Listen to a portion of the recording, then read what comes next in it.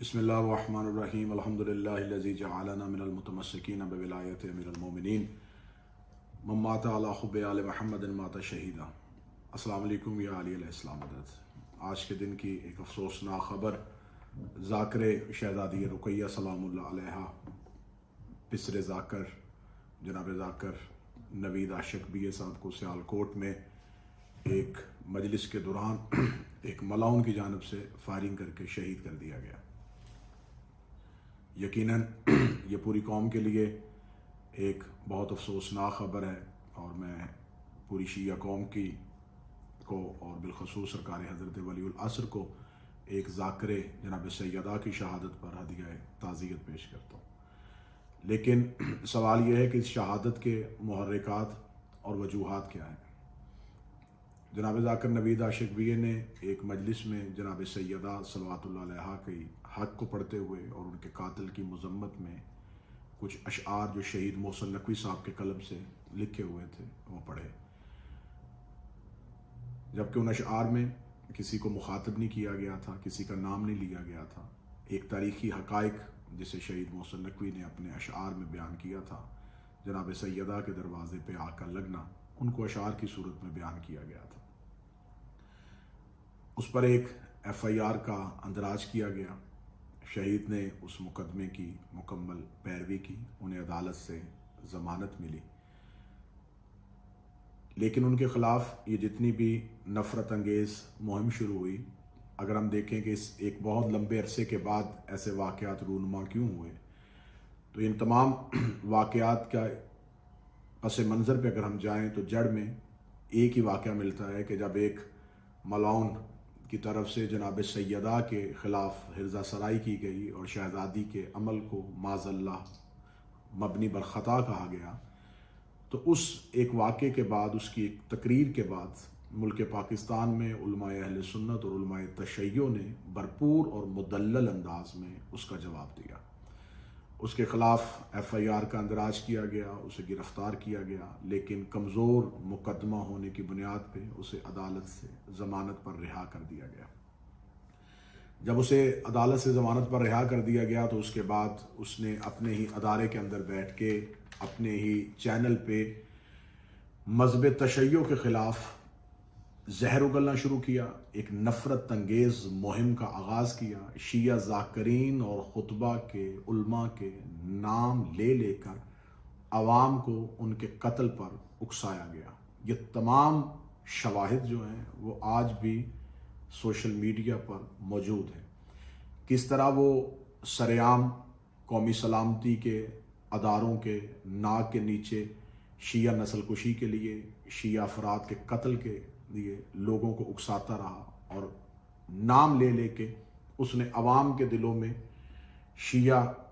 افراد کے لیے، شیعہ ذاکرین اور خطبہ کے لیے ایک نفرت انگیز مہم شروع کی۔ اب سوال یہ ہے کہ جب ایسے متشدد افراد جو ہیں وہ کسی بھی ذاکر، خطیب یا عالم دین کے خلاف جب ایف آئی آر کا اندراج کروانے کے لیے آتے ہیں تو یہ ایک ٹولے کی صورت میں آتے ہیں، متشدد انداز میں آتے ہیں، اور فوراً ان کی ایف آئی آر درج کر دی جاتی ہے۔ وہ توہین کی ایف آئی آر ہوتی ہے، وہ دراصل ایک ایف آئی آر نہیں ہوتی، وہ اس کے قتل کا ایک پروانہ ہوتا ہے، ایک سرکاری پرمٹ ہوتا ہے جو جاری کر دیا جاتا ہے۔ پاکستان اسلامی جمہوریہ پاکستان ہے، اس میں تمام افراد کو اپنے عقیدے کے اظہار کے لیے آزادی کا حق بہر صورت محفوظ ہے۔ یقیناً اگر اس میں یہ لفظ کہا جائے کہ اس میں کسی مسلک کی دل آزاری ہوئی ہے، تو ہر ایک فرقے کا عقیدہ دوسرے تمام مکاتب کی دل آزاری ہی ہوتا ہے۔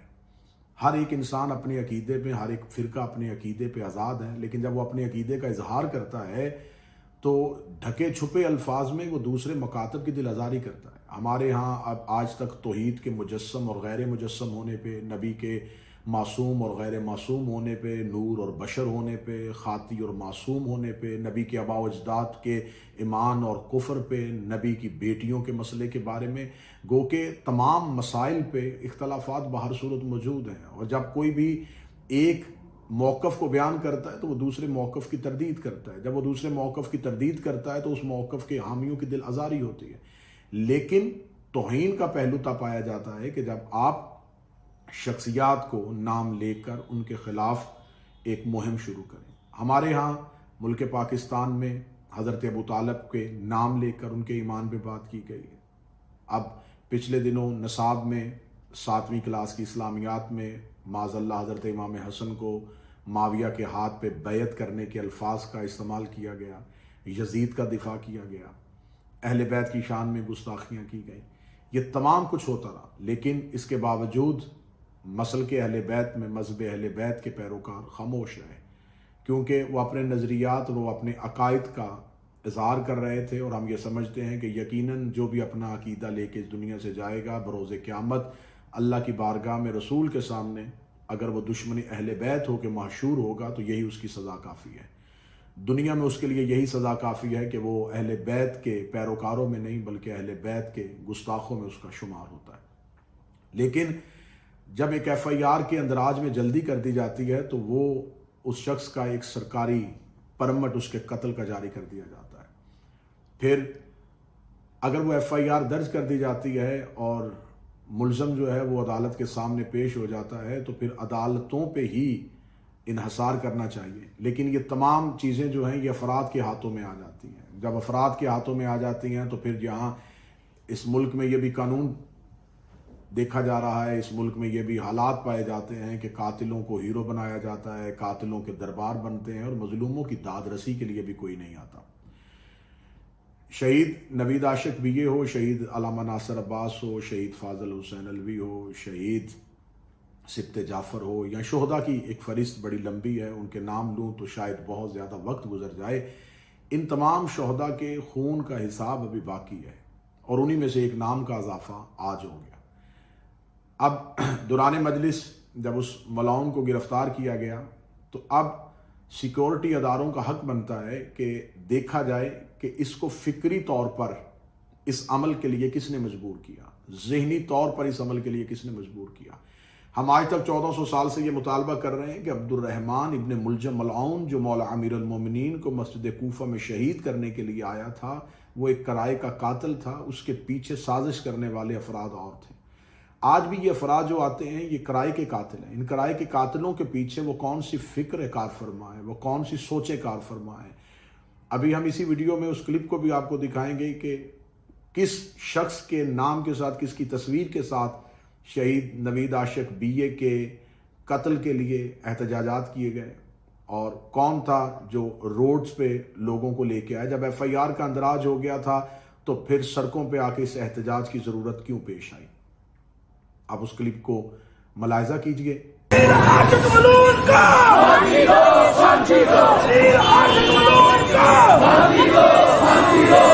گستاخ رسول کی ایک سزا ستن سے جدا، ستن سے جدا. سوال یہ ہے کہ یہ کون سے افراد تھے جو عوام کے دلوں میں یہ زہر ڈالتے رہے. قاتل کی جو تصویر منظر عام پہ آئی ہے وہ نوعمر ایک نوجوان ہے. اب اس کی اس ذہن کو تیار کرنے میں کون تھا؟ یقیناً یہ وہی شخص ہے جو آج بھی لاہور کے ایک ادارے میں بیٹھا ہے جس کا نام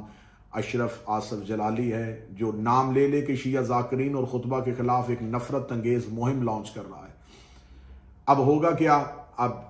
بحیثیت قوم احتجاج تو ہم کر نہیں سکتے، بحیثیت قوم اظہار تعزیت کیا جائے گا، افسوس کیا جائے گا.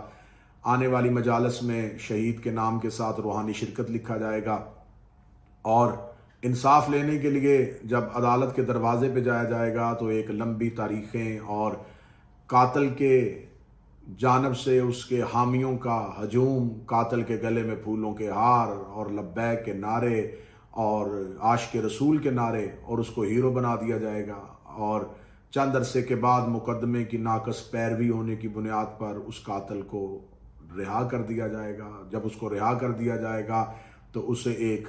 مزید آزادی مل جائے گی اور اس جیسی فکر کے حامل افراد جو ہیں وہ اور میدان میں آ جائیں گے. یہاں شیعہ تنظیمات خاموش رہیں گی، یہاں صرف فاتحہ خوانی ہوگی، یہاں صرف فوٹوگرافی ہوگی، یہاں صرف شہید کی کچھ پرانی یادوں کو تازہ کیا جائے گا اور اس کے بعد ایک لمبی مجرمانہ خاموشی ہو جائے گی.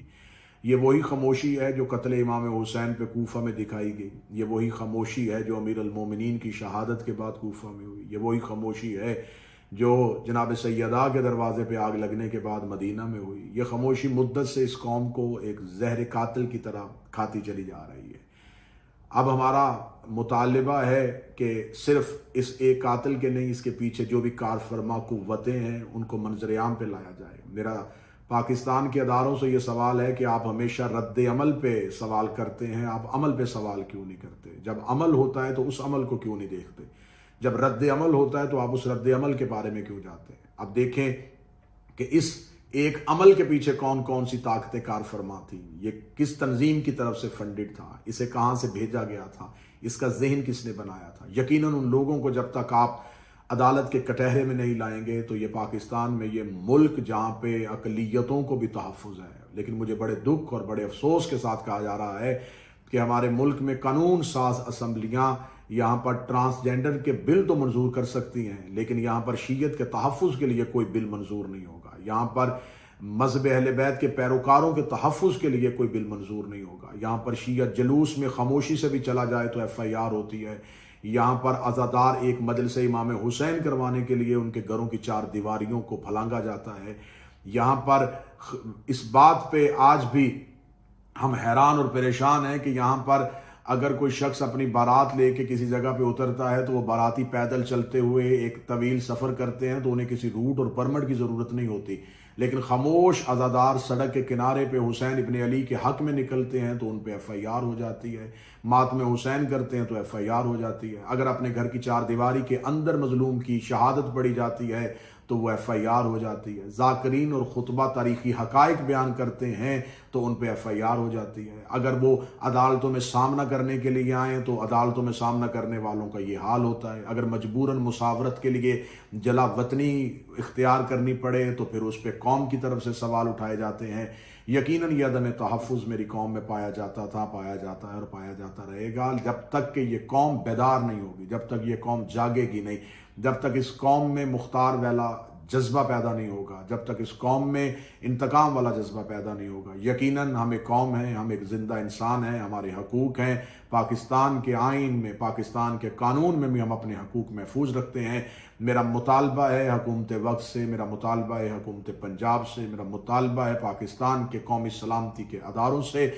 کہ صرف اس ایک قاتل کو نہیں، اس قاتل کے پیچھے جتنی بھی کار فرما قوتیں ہیں، وہ افراد ہیں جن کے خطابات سن کے قاتل قتل کے لیے آمادہ اور تیار ہوا، ان افراد کو بھی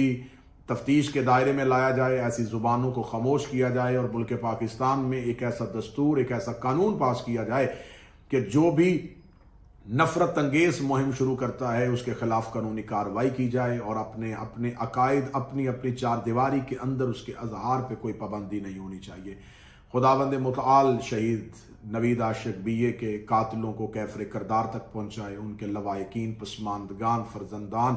اور ان کی بیٹیوں، ان کے لواحقین خانوادہ کو صبر جمیل عطا فرمائے۔ میرا مالک واسطہ محمد و آل محمد کا ملک پاکستان میں تشیع کا تحفظ فرمائے، اور سب سے بڑی دعا کہ منتقم اللہ، منتقم خون حسین وارث زماں کے ظہور میں تعجیل فرمائے تاکہ مظلوموں کے اوپر ہوئے ظلم پہ انصاف ہو سکے اور دنیا عدل اور انصاف سے بھر جائے۔ اللہم اجل ولیک الفرج۔